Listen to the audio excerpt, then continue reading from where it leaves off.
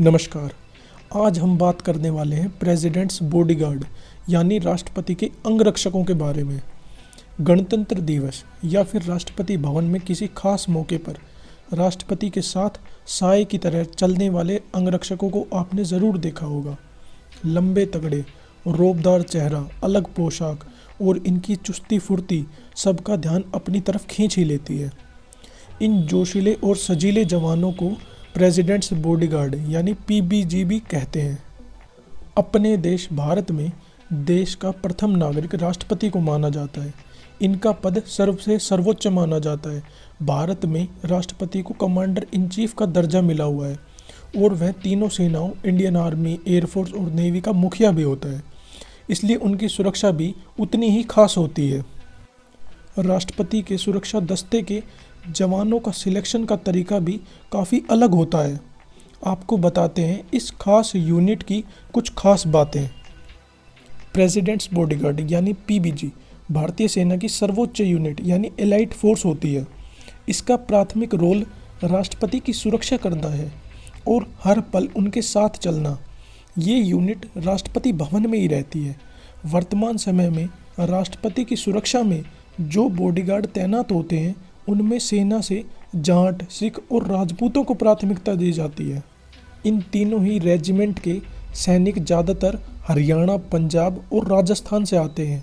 वर्तमान समय में पीबीजी में कुछ ही सैनिकों का चयन होता है। इनमें 4 ऑफिसर्स, 11 जेसीओ और 161 जवान होते हैं। इन सैनिकों का 6 फीट या उससे ज़्यादा होना ज़रूरी है, नहीं तो इनके सिलेक्शन को मंजूरी नहीं मिलती। और भारत की स्वतंत्रता से पहले यह योग्यता 6 फीट 3 इंच थी। और अब आपको बताते हैं राष्ट्रपति के इस विशेष सुरक्षा दस्ते के इतिहास के बारे में। देश की पहली अंगरक्षक यूनिट का गठन करीब 252 वर्ष पहले यानी 1773 में हुआ था। ईस्ट इंडिया कंपनी ने उस समय देश की इस यूनिट में यूरोपियन ट्रूप्स को बतौर पैदल सैनिक भर्ती किया था। उस समय देश में गवर्नर जनरल वॉरेन हेस्टिंग थे। देश की आज़ादी के बाद अंग्रेज़ भले ही चले गए, लेकिन ये रेजिमेंट तब से लेकर अब तक अपना काम कर रही है, पहले वायसराय की सुरक्षा में और अब राष्ट्रपति के अंगरक्षकों के तौर पर काम करती है। मौजूदा समय में इस टुकड़ी में शामिल सभी जवानों को विशेष प्रशिक्षण प्राप्त होता है। ये सभी जवान पैराट्रूपिंग से लेकर अन्य सभी क्षेत्रों में भी प्रशिक्षित होते हैं। सेना में भर्ती किसी नए जवान का इस यूनिट का हिस्सा बनना आसान नहीं है। उस जवान को 2 वर्ष के कठिन प्रशिक्षण के बाद ही इस यूनिट का हिस्सा बनाया जा सकता है।